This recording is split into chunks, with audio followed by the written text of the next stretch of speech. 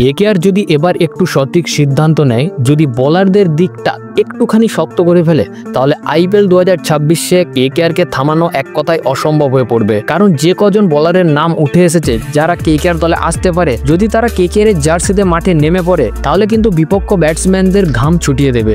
আজকের ভিডিওতে আমরা সেই সব নিয়ে আলোচনা করব। তবে তার আগে অবশ্যই কলকাতা নাইট রাইডার্সের ফ্যান হয়ে থাকলে ভিডিওটিতে লাইক করে কমেন্টে আমি কেকেআর লিখে দিন।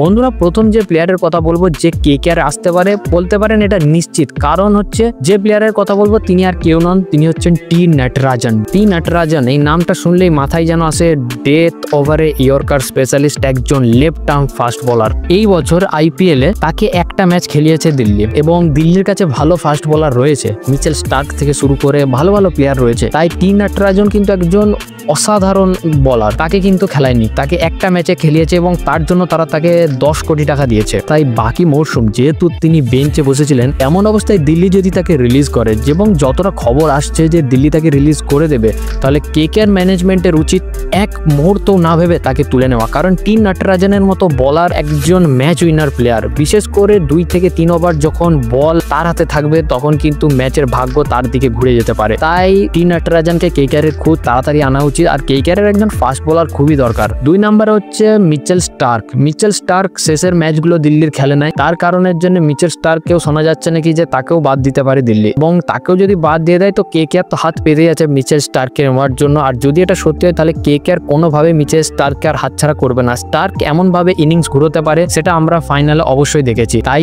এই দুটো প্লেয়ার যদি কেকেআরে চলে আসে, কিন্তু কেকেআরের বোলিং আক্রমণ কিন্তু একদম নেক্সট লেভেলের হয়ে যাবে। আর তাছাড়াও একটা প্লেয়ার আসতে পারে, যদিও তিনি এখন তেমন ভাবে ফিট নন, তিনি হচ্ছেন মোহাম্মদ শামি, আমাদের ভারতের মোহাম্মদ শামি। তিনি এখন একজন ভারতীয় অভিজ্ঞ পেসার, কিন্তু তিনি প্রায় চোটের শিকার হন। তাই এসআরএইচ যদি তাকে ছেড়ে দেয়, যদি নয় তাকে আশা করি ছেড়ে দেবে, তাহলে কেকেআর এর পার্সে যদি ভালো রকম পয়সা থাকে, তাহলে কিন্তু কেকেআর এই বোলারটাকে নিতে পারে। এই মরশুমের জন্য শামি তেমন ভাবে ভালো পারফরমেন্স করতে পারেনি, কিন্তু এটা বারবার হবে না, তিনি আবারও কামব্যাক করতে পারেন, তিনি জানেন কিভাবে কামব্যাক করতে হয়। তাই কেকেআর এর উচিত এই 3টে প্লেয়ারের মধ্যে অন্তত 2টো প্লেয়ারকে তাদের দলে নেওয়া। আর এই প্লেয়ারদের কিনতে গেলে কেকেআর এর বাজেট কিন্তু থাকতে হবে, তাই কিছু প্লেয়ারদেরকে তাদেরকে রিলিজ করতে হবে। তাই মিনি অকশনে যদি এই প্লেয়ারদেরকে নিতে হয়, তাহলে কিন্তু পার্সে ভালো টাকা থাকতে হবে। তা আপনাদের কি মতামত বন্ধুরা? এই টি নটরাজন, মিচেল স্টার্ক এবং মোহাম্মদ শামি, এই 3জন বোলারের মধ্যে কাকে কেকেআর এর নেওয়া উচিত অবশ্যই কমেন্টে জানান।